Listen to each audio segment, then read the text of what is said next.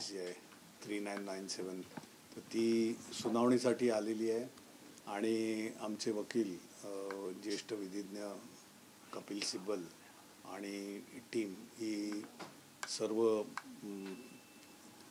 कार्यरत आहे, तयार आहे. उद्या अशी अपेक्षा आहे सुप्रीम कोर्टामध्ये ही फार लांबलेली जी काही न्याय प्रक्रिया आहे त्यावर कुठेतरी खऱ्या अर्थानं न्याय मिळेल आणि महाराष्ट्र सुटकेचा निश्वास सोडेल अशी अपेक्षा आहे. ॲडव्होकेट असीम सरोदे यांनी ट्विट केलेलं आहे की उद्या अंतिम सुनावणी होण्याची शक्यता आहे आणि मोदी महाराष्ट्र दौऱ्यावर आहेत, त्यावेळेस शिंदे हे जमिनीवर आदळतील, आपटतील, अशा प्रकारचे त्यांनी हे केले. उद्या खरंच अंतिम सुनावणी होऊ शकते का? अंतिम सुनावणी म्हणूनच जे सुप्रीम कोर्टाचे ऑनरेबल जस्टिस सूर्यकांत आहेत, ज्यांच्याजवळ जे 3 जज बेंच आहे, जस्टिस सूर्यकांत आहेत, जस्टिस भुयान आहेत आणि जस्टिस NK सिंग, 3 जज बेंचच्या समोर उद्या ही फायनल सुनावणीच आहे. त्यामुळे दोन्ही बाजूंनी आर्ग्युमेंट्स हे अगोदर झालेले आहेत बऱ्याचशा याच्यामध्ये. आपण सर्वांनी पाहिलं 2022 पासून सुरू झालेला, जून 2022 पासून सुरू झालेला लढा आता SLPच्या माध्यमातून आम्ही पुन्हा हे केला, कारण इलेक्शन कमिशनने एक ऑर्डर दिली. इलेक्शन कमिशनच्या ऑर्डरला आम्ही सुप्रीम कोर्टाने जी ऑर्डर दिली, सुप्रीम कोर्टाने दिलेल्या ऑर्डरमध्ये त्यांनी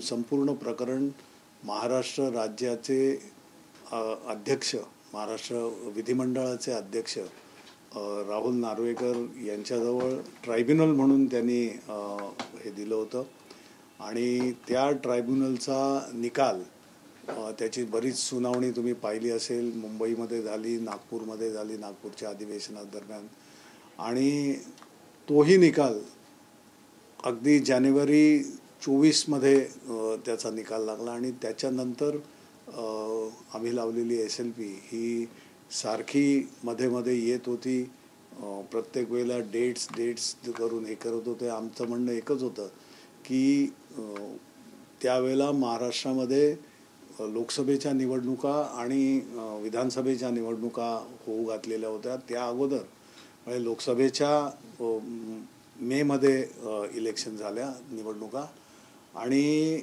त्या अगोदर निकाल लागावा आणि त्याचं स्पष्ट एक न्याय, चांगला व्यवस्थित न्याय महाराष्ट्राला मिळणं अपेक्षित होतं.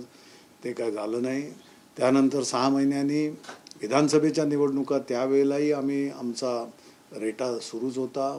कपिल सिब्बल वेळोवेळी मेन्शन करत होते सुप्रीम कोर्टमध्ये, पण काही ना काही कारणास्तव या डेट्स पुढे जात गेल्या, जो एक आम्ही म्हणतो आमच्यावर अन्यायच होता.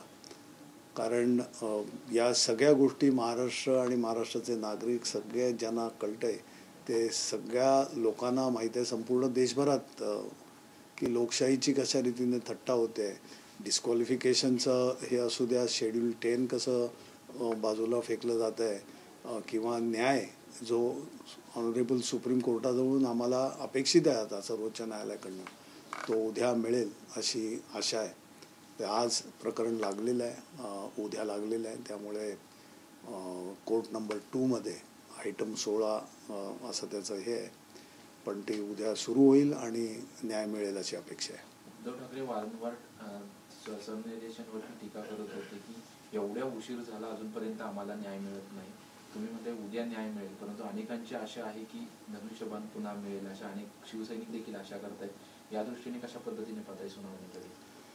शिवसेना, उद्धव बाळासाहेब ठाकरे पक्षाचे आमचे पक्षप्रमुख उद्धवजींनी सरन्यायाधीशांवर जी काही टीका तुम्ही म्हणताय ती एकंदरीत या न्याय प्रक्रियेवर केलेली टीका आहे, की आज त्यांच्याजवळून काय अपेक्षित होतं. बरं, तुम्ही तुमच्या जी काही तुम्ही या संपूर्ण सुप्रीम कोर्टाने ज्या वेळेला ऑर्डर वाचायला सुरुवात केली त्यावेळेला अशी अपेक्षा होती, कारण तुम्ही ऑर्डरमध्ये संपूर्ण बाजू खऱ्या जे काही झालं त्या बाजूनेच तुम्ही बोलत होतात आणि अपेक्षित होतं ज्या ज्या गोष्टी जसं क्रमाने येत होत्या, की राज्यपालांचे अधिकार काय, कशा रीतीने त्यांनी हे केलं. इथे यांचं डिस्क्वालिफिकेशनच्या संदर्भामध्ये सुद्धा या आमदारांनी, ह्या लोकांनी कशा रीतीने पक्षाचा आदेश धुडकावला. मग ते 21A 21Bच्या जे काही त्याचे प्रोव्हिजन्स आहेत त्या प्रोव्हिजन्सची व्हायोलेशन झाली आणि त्यामुळे सरळ सरळ ते अट्रॅक्ट होतं वगैरे, या सगळ्या गोष्टी हे केल्या. आणि शेवटी जिथे ही ऑर्डर जी काय अगोदर झालेली इलेक्शन कमिशनची ती सेट असाइड करून न्याय देणं अपेक्षित होतं, तिथे त्यांनी आज विधिमंडळ सरकार तिथे महाराष्ट्रात बसलेलं आहे आणि त्यामुळे याचा निर्णय करण्याचं हे कुठला पक्ष कुठल्या पक्षाच्या बाजूने करायचा निर्णय हा ट्रायब्युनलला ॲडव्होकेट राहुल नार्वेकर यांच्यावर सोपवला, ज्याच्यामध्ये सुनावण्या झाल्या. बरंच लांबणीवर पडलेलं प्रकरण होतं आणि आज उद्या शेवटी आम्हाला पुन्हा त्या बाबतीमध्ये सुद्धा कोर्टात जायला लागलं की हे ट्रायब्युनल काय हालत नाही आहे आणि काय त्याच्यामध्ये न्याय होईल असं वाटत नाही. त्यावेळेला ताशेरे ओढले सुप्रीम कोर्टाने पुन्हा एकदा सर्वोच्च न्यायालयात आणि सर्वोच्च न्यायालयाने मग शेवटी तारीख दिली की तुम्ही 31 डिसेंबरपर्यंत 2023पर्यंत द्या. त्याच्यावर त्यांनी पुन्हा अपील केलं की मला आणि एक काहीतरी 8-10 दिवस लागतील वगैरे. त्या ह्याच्याप्रमाणे 10 का 12 जानेवारीला 2024ला त्यांनी असा निकाल दिलाच नाही शेवटी की हेही ठीक आहे आणि तेही ठीक आहे, कुठचा पक्ष कोणाच्या बाजूने. त्यामुळे अधांतरी सगळं ठेवून मग जायचं तरी कुठे. जर आम्ही बरोबर नाही आहोत तर आमच्यावर हे करा, किंवा ते बरोबर नाहीत जे सरळ सरळ दिसत आहे आणि तशा प्रकारचं जे अपेक्षित होतं ते काहीच त्याच्यामध्ये न करता की हेही ठीक आहे आणि तेही ठीक आहे, यांनाही मी काय करत नाही आणि त्यांनाही डिस्क्वालिफाय करत नाही, अशा प्रकारचं हे दिलं. त्या ह्याच्यावर आता शेवटी सर्वोच्च न्यायालय, ज्याच्यावर आमचा पूर्ण विश्वास आहे की सर्वोच्च न्यायालय नक्कीच न्याय करेल आणि जो अपेक्षित न्याय आहे तो आमच्या बाजूने लागेल. सर, यापूर्वी ज्या सुनावणी होत्या त्यामध्ये तारखा पुढच्या दिल्या जात होत्या, उद्या तसं काय होईल असं वाटतं का दुसरं? आणि आपल्याकडून कोण कोण उद्या उपस्थित होऊ नये, तशा प्रकारचं होऊ नये, कारण आता अंतिम सुनावणीच्या हे सुरू आहे. त्यामुळे जे अगोदरच सगळे लॅप्सेस झाले किंवा जे पुढे डेट्स तारीख ते आता होणार नाही अशी अपेक्षा आहे. आणि महाराष्ट्राला, देशाला आणि मूळ आपल्या लोकशाहीला साजेसा असा न्याय इथे आम्हाला मिळेल अशी अपेक्षा आहे. आगामी स्थानिक स्वराज्य संस्थांच्या निवडणुका आहेत, त्याच्यामुळे हा निर्णय अपेक्षित काय आहे? कारण हा निर्णय स्थानिक स्वराज्य संस्थांच्या निवडणुकीला देखील चांगला बाधक किंवा अनुकूल ठरू शकतो दोन्ही पक्षांसाठी. हा नक्कीच, कारण जर न्याय झाला व्यवस्थित तर चिन्ह आणि हे या सगळ्या गोष्टी न मिळाल्यामुळे आतापर्यंत जे काही त्यांनी स्वतःचं जे काही मारून घोडं पुढं दामटवलं आहे त्याला नक्कीच आळा बसेल आणि तो बसलाच पाहिजे. कारण शिवसेना हे नाव हे शिवसेना प्रमुख आदरणीय हिंदुहृदय सम्राट बाळासाहेब ठाकरे यांनी स्वतः पक्ष निर्माण केला. प्रबोधनकारांनी सुचवलेलं नाव हे शिवसेना प्रमुखांनी त्यावेळेला ठेवलं होतं आणि त्याच्याबरोबर ही जी आम्हाला मिळालेलं धनुष्यबाण आमचं चिन्ह होतं, हे चिन्हसुद्धा ज्या प्रकारे हिरावलं गेलं आहे ते आम्हाला आमचा अधिकार आहे. ते कशा रीतीनं त्याचं हे करतायत सुप्रीम कोर्ट, ते आम्हाला मिळालंच पाहिजे. नावाचा तर प्रश्नच येत नाही, नाव हे देऊच शकत नाही. तुम्ही चिन्ह तुमचं हे केलं, त्या चिन्हावर आम्ही लढतोय उद्या, त्याच्यावर निर्णय झाला तर सगळ्या गोष्टी व्यवस्थित एक न्याय झाल्याचं समाधान मिळेल, एक लोकशाही जिवंत राहील. एक शेवटचा प्रश्न, तुम्ही स्थानिक लोकाधिकार समितीचे अध्यक्ष आहात, ज्या पद्धतीने तुमच्या काही इकडे या ठिकाणी संघटना आहेत, तसाच शिंदेच्या शिवसेनेकडून परवाच्या दिवशी स्थानिक लोकाधिकार समितीची स्थापना केली जाते महासंघाची, जशी या ठिकाणी आहे म्हणजे ठाकरेंच्या शिवसेनेमध्ये, तसंच शिंदेच्या शिवसेनेमध्ये स्थानिक लोकाधिकार समितीची स्थापना केली जाते एकनाथ शिंदे आणि गजानन कीर्तीकरांच्या शुभ हस्ते.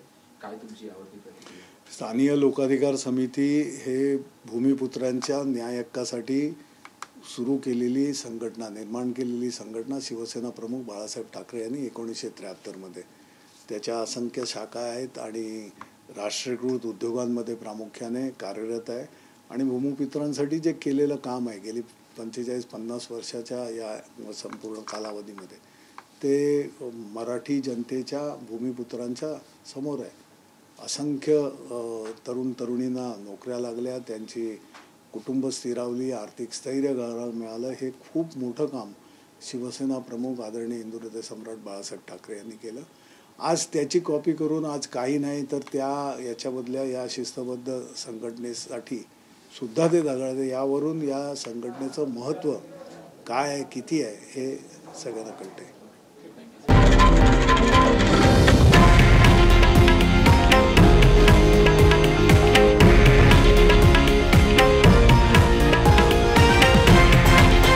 हे आहे देशातील नंबर 1 न्यूज नेटवर्क आणि आपण पाहत आहात TV9 मराठी, एकमेव.